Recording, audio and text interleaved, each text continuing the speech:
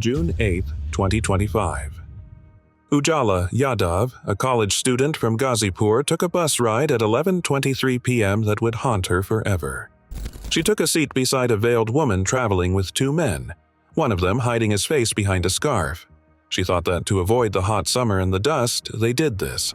But once the journey started, the woman leaned over. "Do you have water?" And that's just the ice breaking. After that, the woman borrowed Ujala's phone, put a number to call, but deleted the number without dialing it. In the meantime, she kept asking, "How far is Gorakhpur?" Now, that was odd, because the bus wasn't going to Gorakhpur. Anyway, after some time, Ujala started watching a reel that was trending. A man on his honeymoon found dead in Meghalaya. But as soon as it played, the woman turned and said, "Turn it off. It's all nonsense." Ujala felt weird, because little did she know, the veiled woman she was traveling with was none other than Sonam Raghuvanshi herself, the prime suspect of the Meghalaya honeymoon murder case. But what really happened in this case? And what did she do? And most importantly, why? Also, if everything happened in Meghalaya, how come she was seen in Uttar Pradesh, far-off state all of a sudden? Hello, you are watching Criminally Curious, and today we are going to find answers to all those questions, investigating the Meghalaya honeymoon murder. 6 days ago, June 2nd, 2025. Since morning, it was raining heavily in Cherrapunji, Meghalaya, still. The Meghalaya police were looking vigorously inside a deep gorge near the Way Saodong waterfalls. For 10 days straight, they had been searching for a newly married couple, Raja and Sonam Raghuvanshi, who had been missing. But it was not Meghalaya where their story started. To know the beginning, we have to go back to October 1st, 2024. It was the day of Ram Navami in Indore, Madhya Pradesh. Ram Navami is a Hindu festival that celebrates the birthday of Lord Rama, an incarnation of God as per Hindu mythology who is known for doing the right thing. That day, a community feast was organized by the Raghuvanshi community. Families from the same caste came together. Along with the celebration, there was also a tradition of registering the names of boys and girls for arranged marriages. And that was when Sonam's family, who also lived in Indore, saw Raja Raghuvanshi's name in the register. He was 5 years older than Sonam, belonged to their own caste and a business family, and also lived in the same city. Raja himself had a successful transport business in Indore, so they liked him immediately. And soon, the two families met. Everything matched and the marriage was fixed. Only one thing felt a little bit out of the place. Sonam did not show any interest in meeting Raja. She would avoid going out with him, never agreed to movie plans or cafe visits. She also stayed away from phone calls. Every time, she had a reason, mostly work, since she used to work as a human resource officer in her father's plywood business. Why was she avoiding the person she was going to marry soon? Was she hiding something? Raja mentioned this thing to his family that Sonam is not showing much interest in her. No one gave much thought to that. Instead, the wedding took place on May 11th, 2025. Everything seemed normal. Even Sonam behaved extremely well after coming into the Raghuvanshi family. And as usual, they soon began planning their honeymoon. Raja first thought of visiting Kashmir, but recent attacks on tourists in Kashmir made him cancel the plan. Meanwhile, Sonam booked a trip to Meghalaya, but the weird part is that she never asked Raja about this. Naturally, when he came to know, he was not very interested in going. But, Sonam, the newlywed bride, insisted, and he eventually agreed. Especially, Sonam told Raja that the marriage couldn't be consummated until they visited the temple of goddess Kamakya, a powerful Hindu deity. She said it was sacred, that their marriage wouldn't be truly complete without the goddess's blessings. So, everyone thought Sonam was just being traditional, which is considered a valuable quality for girls in India. Raja also believed her. He waited patiently, with love. So, as planned, the honeymoon started, and on May 21st, they landed in Guwahati, and then they visited the Kamakya temple. But that story about the temple was just a clever trick to take him to Meghalaya and to resist him to get intimate with Sonam. And it was only the beginning. The next day, they reached Meghalaya and checked into Balaji Guest House in Shillong at around 6 p.m. They also rented a scooter to explore the area. They visited many places, clicked pictures, and shared them with their families. But upon returning to the guest house, they checked out very early, around 5:30 a.m., after informing the hotel manager that they planned to come back and stay again on May 25th. The homestay staff found it a bit unusual because no one generally makes such a sudden change in plan. Anyway, according to this new plan, they stopped somewhere known as Asia's cleanest village, Malinong. There, the couple booked a room at Shipara Homestay, located in that remote, non-grid village, for the night. The next morning, on May 23rd, they had a plan to visit Wei Saodong Waterfalls, which was around 300 kilometers away from Cherrapunji. There, at about 1:30 p.m., Sonam's mother-in-law called her. Raja picked up and said they were near a waterfall and the path was steep.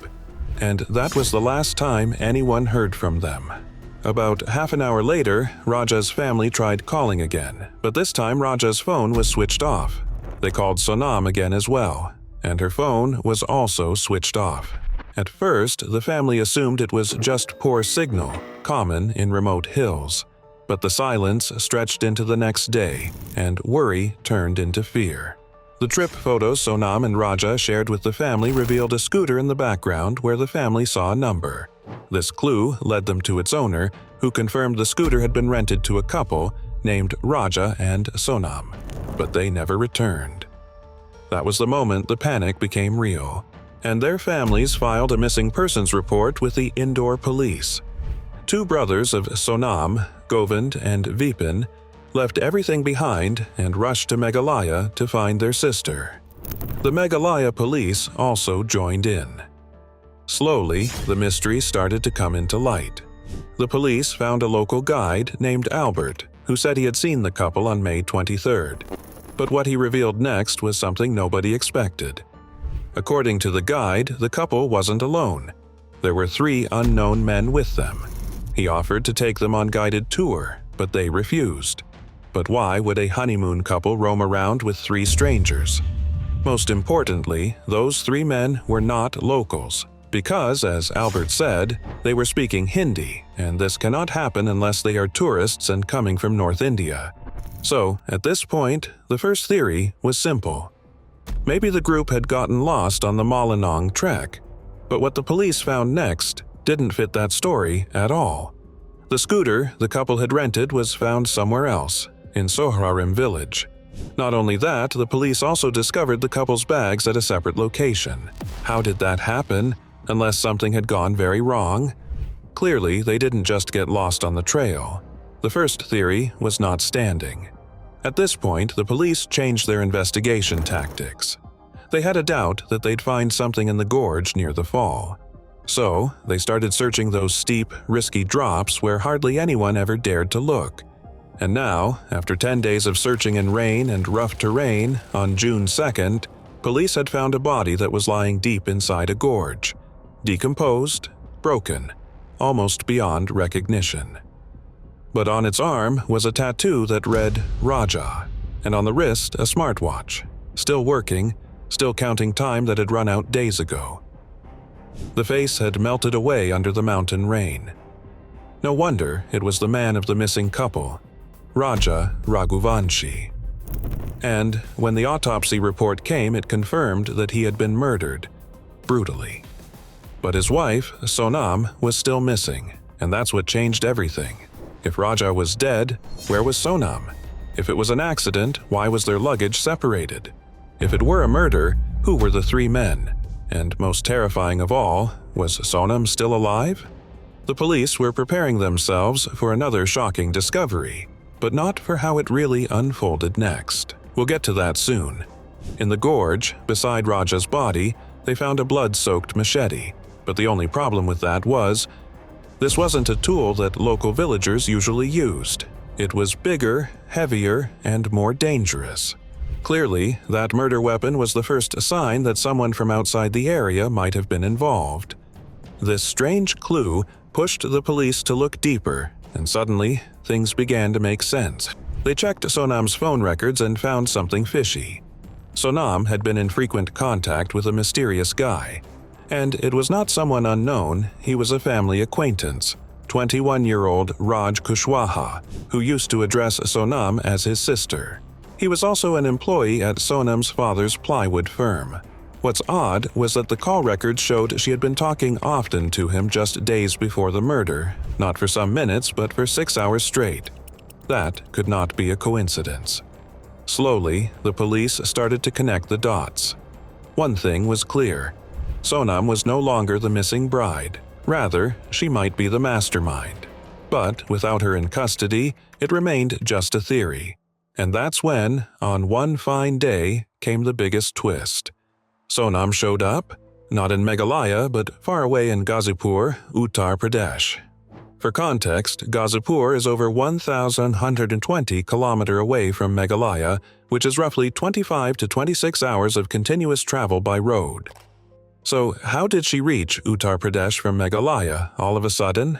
And why? On June 6th, she called her brother from a roadside restaurant along the Varanasi-Ghazipur highway.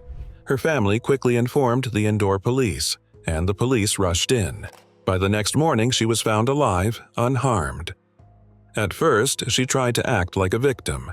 She told the police she had been kidnapped and drugged. But her story did not match the facts. Just like one senior officer later said, she was clever, but not smart enough to plan it well. Meanwhile, CCTV footage also revealed the faces of the other 3 men seen earlier with the couple. And no, they weren't simply fellow tourists, they were hired killers. By June 9th, all 3 were arrested. Akash Rajput, Vishal Chauhan, and Anand Kurmi. All 3 were childhood friends. They had traveled to Assam to kill Raja as per the plan. When police searched one of the contract killer Vishal's room in Indore, they found clothes with bloodstains. Later, Vishal confessed to being part of the crime. Police also started checking their mobile phones, messages, and internet activity to gather more proof. But before that, eventually, Sonam confessed. And this is what she revealed. She and Raj, her lover, had planned the entire thing. On May 23rd, she led her husband Raja down a quiet trekking path. And that's where they struck. A machete to the head. Quick and precise killing. Then they vanished. What they took was a long trip to nowhere but Uttar Pradesh. Finally, at a small roadside dhaba or restaurant in Uttar Pradesh, around 1 o'clock in the morning, Sonam decided to open up. She asked the restaurant owner, Sahil Yadav, if she could borrow his phone because she had lost hers. She made a call, cried during the conversation, asked for a location, and then returned the phone. What she said to the restaurant owner Sahil was chilling, because that will reveal how horrible a plan they made. It was full of lies. But that closely aligns with the truth. So, if someone, who is not looking much closely, might think Sonam is just a victim and everything she says is true. She told him that she was recently married and had gone to Meghalaya for her honeymoon. And while she and her husband Raja were in a forest, 3 robbers came, took their jewelry, and killed Raja when he tried to resist. Meanwhile, she fainted from shock and later woke up near the restaurant at Ghazipur, with no memory of how she got there. So, her plan was to put all the blame on local thugs in Meghalaya, with some loopholes in what happened next. But the restaurant owner noticed something strange. She claimed to have been missing for 15 days, yet her clothes were clean and looked freshly washed. How could it be? When the police dug deeper, more facts began to come forward that showed the restaurant owner Sahil's doubt was right. Turns out, before the trip, Raja was wearing a gold chain and bracelet worth nearly $1,200. Naturally, his mother questioned why he was flaunting so much gold, especially since in India, middle-class folks who travel by bus, train, or auto rickshaw usually avoid wearing such expensive jewelry in public. It's seen as risky. But Raja told her that Sonam had asked him to wear them. Strangely, Sonam too had packed all the wedding jewelry that her in-laws had given her. When her mother-in-law asked why she was taking so much gold on a vacation, Sonam simply said she wanted to do a photo shoot with it in Meghalaya. CCTV footage from the airport confirmed Raja was also wearing a costly watch, a gold chain, and a ring. But after his murder, all of it had vanished. So, when Sonam later told the restaurant owner Sahil that some robbers had come for the jewelry, the police started connecting the dots. Maybe it was never about a robbery. Maybe the jewelry was the reason, and Sonam already had it all planned. Plus, she gave different promises to different people. She gave love to Raj and promised money or adventure to others. After the murder, Raj had booked a cab for Sonam. Police also found that she had saved money and arranged a safe house in Indore. It was a rented flat under a fake name by Vishal Singh Chauhan, the guy who first attacked Raja with a machete. Vishal claimed to be an interior designer when he took the flat, and the police verification went through because of the false identity. The advance rent of 16,000 rupees had already been paid to the landlord, and all of this was arranged by Raj Kushwaha. This means that she had planned her escape in advance, but to everyone's surprise, when she was arrested, she denied the charges. Instead, she said she did not kill her husband Raja and that others had done it for the jewelry, exactly what she said to Sahil, the owner of the restaurant. She also said she had been kidnapped and drugged. But the police had no reason to believe her, because they had found another major evidence that clearly stands against Sonam's statement. At a homestay Raja and Sonam took, police discovered something unexpected in the couple's abandoned suitcase: Sonam's Mangalsutra and a gold ring. To give you a context, a Mangalsutra is a sacred necklace that a Hindu woman wears after marriage, symbolizing love, commitment, and her husband's long life, similar in sentiment to a Western wedding ring. And in Indian culture, for a newly married woman, leaving it behind seemed unusual. Naturally, the police saw it as a possible sign that Sonam was no longer emotionally tied to the marriage and she knew what was going to happen soon. But in custody, Sonam told the police she either lost the ornaments or left them by mistake. And that wasn't the only evidence under review. There was a raincoat, allegedly worn by Sonam during the murder, which was later recovered. Police say it had been passed to an accomplice who then threw it away. There was also a shirt, marked with blood, that they linked to her. Though the exact source of the blood wasn't confirmed publicly, it became another part of the case against her. Plus, CCTV footage added another layer. It reportedly showed Sonam meeting the accused killers just after the crime. Of course, the footage did not show the murder itself, but the timing of her interaction with the suspects was undeniable. Most importantly, Sonam could not clearly explain how she had traveled over 1,200 kilometers without any help. So, no way it could be a robbery by locals and kidnapping. But still, the original case had multiple gaps. Forensic evidence was lacking.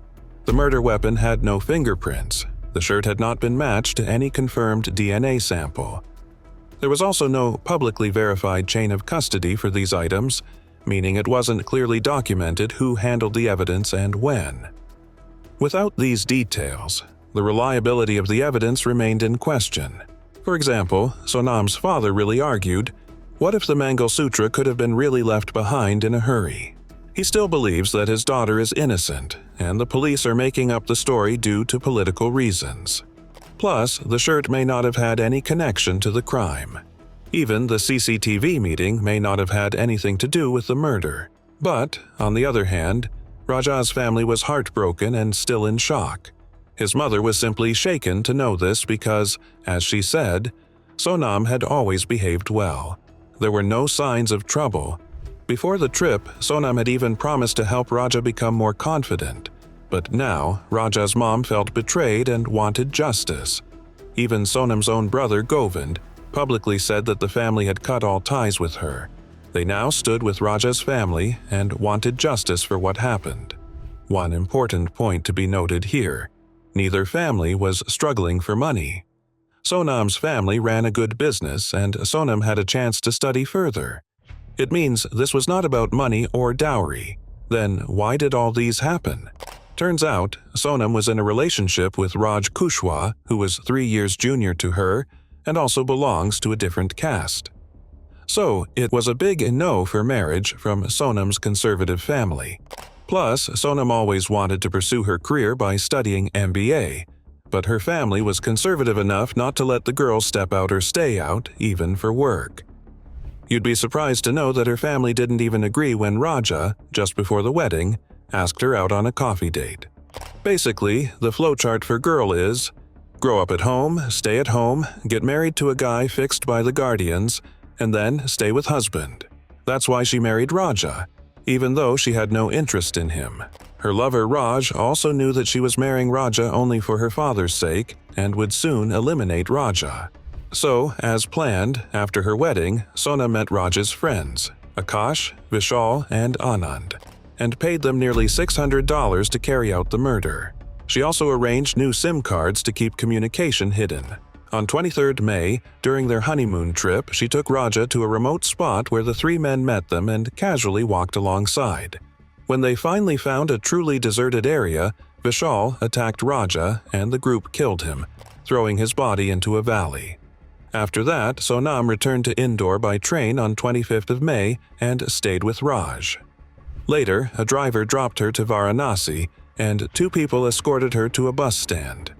Then she reached Ghazipur, called her brother, and that one call became her first big mistake. This led to her getting caught. But some questions just refused to fade. Why choose something as final as death when walking away was still an option? Why not cancel the wedding, or just leave?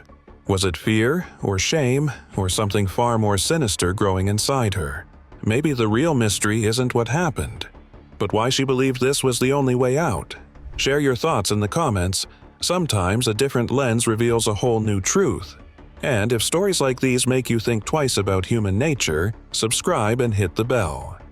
Because we are going to show you some even more twisted true crime cases that truly justifies the saying, reality is often stranger than fiction.